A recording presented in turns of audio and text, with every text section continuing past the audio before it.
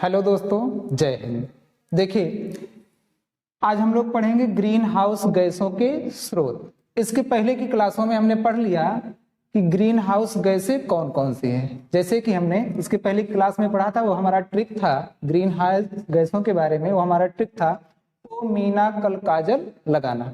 इसके बारे में हमने पढ़ लिया है कि कौन कौन सी ग्रीन हाउस गैसें हैं। तो हमारी कौन कौन सी ग्रीन हाउस गैसें हैं? Ozone, methane, nitrogen, chlorofluorocarbon, carbon dioxide और जल। ये सारी क्या है? ग्रीन हाउस गैसें हैं। अब इनके हम स्रोत के बारे में जानते हैं कि ये कहां कहां से निकलते हैं। देखिए, ग्रीन हाउस गैसों के बारे में, इनके स्रोतों के बारे में खासकर मुख्य रूप से मीथेन, नाइट्रोजन के ऑक्साइड और क्लोरोफ्लोरोकार्बन, मुख्य रूप से इन्हीं तीनों के स्रोतों के बारे में क्वेश्चन पूछे जाते हैं। ये पूछा जाता है कि मीथेन गैस कहां से निकलती है, नाइट्रोजन के ऑक्साइड ये गैसें कहां से निकलती हैं और क्लोरोफ्लोरोकार्बन गैसें कहां से निकलती हैं। देखिए, इसमें पहला है ओजोन गैस। हम लोग जानते हैं कि ओजोन का सूत्र क्या होता है? O3। ओजोन का सूत्र क्या है? O3। देखिए, ये कैसे बनता है? ऑक्सीजन के 3 परमाणु आपस में मिलकर क्या बनाते हैं? ओजोन गैस बनाते हैं। ऑक्सीजन के 3 परमाणु आपस में मिलकर क्या बनाते हैं? ओजोन गैस बनाते हैं। इसके बाद देखिए, दूसरा है मीथेन गैस। मीथेन का सूत्र क्या होता है? CH4। देखिए, मीथेन के बारे में बहुत ढेर सारी बातें हैं। मीथेन को ही हम क्या कहते हैं? मार्स गैस भी कहते हैं। अब बात आती है कि मीथेन को हम मार्स गैस कहते हैं, तो ये मार्स गैस कहां पर पाई जाती है? तो दलदली स्थानों से ही उत्पन्न होती है, मार्स गैस उत्पन्न होती है। तो इसका मतलब कि मीथेन कहां से उत्पन्न होगा? दलदली स्थानों से उत्पन्न होगा क्या? Marsh gas. अच्छा, उस दलदली स्थानों की जो मृदा होती है, उसी मृदा को हम और भी क्या कहते हैं? पीट मृदा कहते हैं। दलदली स्थानों की जो मृदा होती है, उस मृदा को हम क्या कहते हैं? पीट मृदा कहते हैं। अच्छा, बात आती है पीट मृदा के संबंध में, तो पीट मृदा की जो उर्वरता शक्ति होती है वो सबसे ज्यादा होती है। अर्थात हम कह सकते हैं कि ऐसी मिट्टी जिनमें कार्बनिक पदार्थों की मात्रा बहुत ज्यादा होती है, उस मिट्टी को हम क्या कहते हैं? पीट मृदा कहते हैं। तो इसके स्रोत के बारे में चर्चा हुई कि मीथेन गैस का स्रोत क्या है। तो मीथेन गैस का स्रोत क्या है? मीथेन गैस का स्रोत क्या है? मीथेन गैस कहां से निकलती है?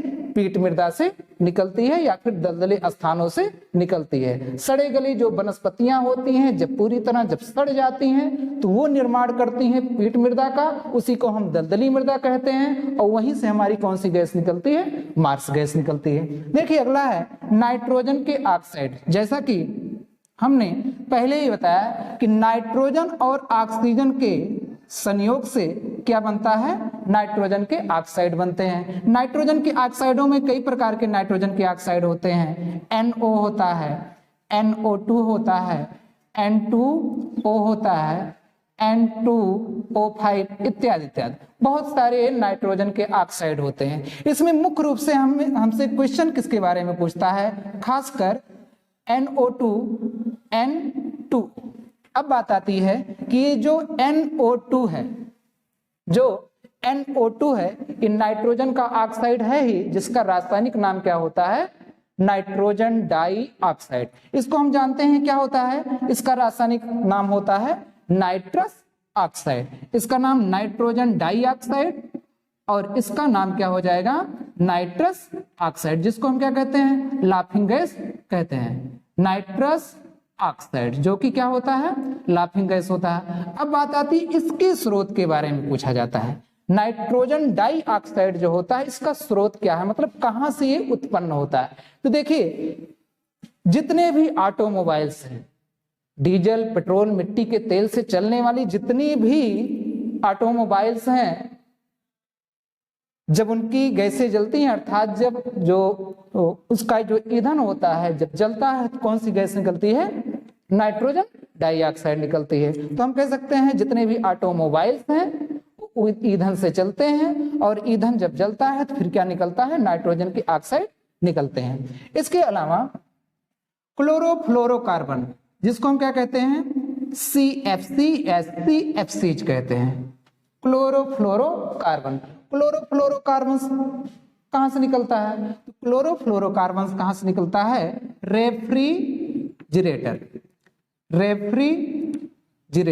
के द्वारा क्लोरोफ्लोरोकार्बन निकलता है, जिसको हम क्या कहते हैं? रेफ्रिजरेटर, मतलब कि फ्रिज। इससे क्लोरोफ्लोरोकार्बन गैस निकलती है। अच्छा, क्लोरोफ्लोरोकार्बन जो गैस है सबसे ज्यादा विध्वंसक किसके लिए है? ओजोन परत के लिए। ओजोन परत के लिए सबसे ज्यादा विध्वंसक गैस कौन सी है? क्लोरोफ्लोरोकार्बन है। अर्थात ओजोन परत का जो क्षरण हो रहा है किस गैस के कारण हो रहा है? CFC के द्वारा ही हो रहा है। ठीक ना? क्वेश्चन पूछा जाता है, खासकर कई कंपटीशन परीक्षाओं में क्वेश्चन पूछा गया है कि ओजोन परत का क्षरण होने में सबसे बड़ी विध्वंसक गैस कौन सी है? तो सबसे बड़ी विध्वंसक गैस कौन सी होती है? क्लोरोफ्लोरोकार्बन है। अच्छा, पहला विध्वंसक गैस कौन सा है? क्लोरोफ्लोरोकार्बन है, CFC है। कहीं कहीं कंपटीशन परीक्षाओं में पूछा गया है कि क्लोरोफ्लोरोकार्बन के अलावा ओजोन के क्षरण का दूसरा विध्वंसक गैस कौन सा है? तो दूसरा क्या है? नाइट्रोजन के ऑक्साइड। नाइट्रोजन के ऑक्साइड, इसके कारण भी ओजोन का क्षरण हो रहा था। हमने सीख लिया कि पहला विध्वंसक क्या है? ओजोन परत के क्षरण का जो पहला विध्वंसक माना जाता है वो CFC है, और दूसरा विध्वंसक क्या माना जाता है? वो दूसरा है नाइट्रोजन के ऑक्साइड। ठीक ना?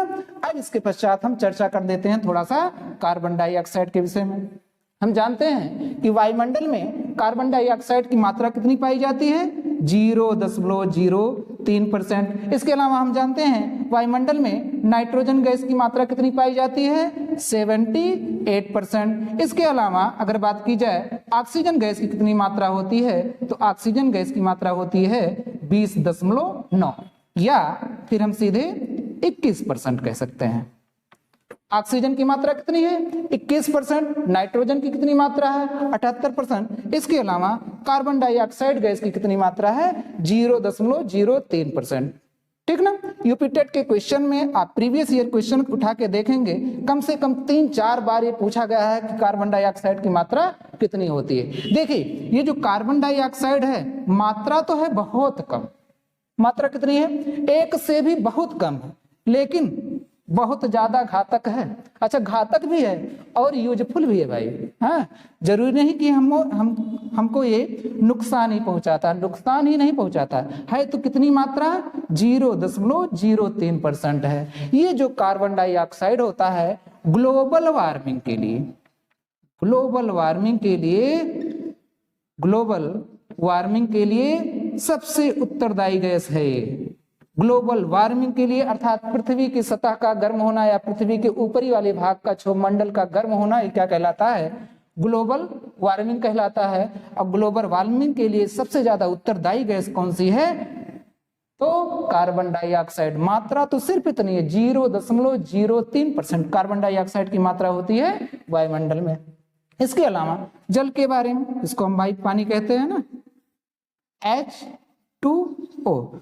तो जल वायुमंडल में तो रहता ही है। अच्छा, वायुमंडल में जल किस रूप में रहता है? वाष्प रूप में रहता है। वायुमंडल में जल किस रूप में रहता है? वाष्प रूप में रहता है। ठीक ना? तो देखिए, हम लोगों ने आज जाना क्या? ग्रीन हाउस गैसों के स्रोतों के बारे में।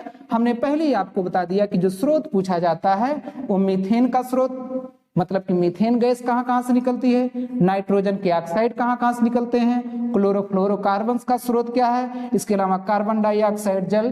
तो इन तीनों के विषय में खासकर स्रोत नहीं पूछता है, लेकिन मीथेन, नाइट्रोजन के ऑक्साइड, क्लोरोफ्लोरोकार्बन, इन गैसों के स्रोतों के बारे में पूछता है। अच्छा, मीथेन में देखिए कुछ और स्रोत हैं। हमने बताया कि पीट मृदा से ही या मार्स गैस में ही मीथेन की मात्रा होती है। इसके अलावा अगर मीथेन की चर्चा की जाए तो मीथेन गैस और कहां से निकलती है? तो मीथेन गैस निकलती है कोयले की खादानों से भी निकलती है। कोयले की खादानों से भी मीथेन गैस निकलती है। इसके अलावा मीथेन गैस कहां से निकलती है? मीथेन गैस निकलती है धान के खेतों से। धान के खेतों से मीथेन गैस निकलती है। इसके अलावा और मीथेन गैस कहां से निकलती है? पीट मृदा, हमने आपको बता ही दिया। इसके अलावा जो मीथेन गैस होती है, जो ज्वाली करने वाले जीव हैं, जितने भी जीव जुआली करने वाले हैं तो जुआली करने वाले जीवों से भी मीथेन गैस निकलती है। ठीक ना। तो मीथेन गैस के स्रोत कौन कौन से हो गए? एक तो पीट मृदा हो गया, दूसरा क्या है, कोयले की खदानों से भी मीथेन गैस निकलती है, इसके अलावा धान के खेतों से निकलती है, इसके अलावा जुआली करने वाले जीवों से निकलती है। अब तक हमें आशा है कि आप लोगों ने ये सही से समझ लिया होगा। ठीक, धन्यवाद।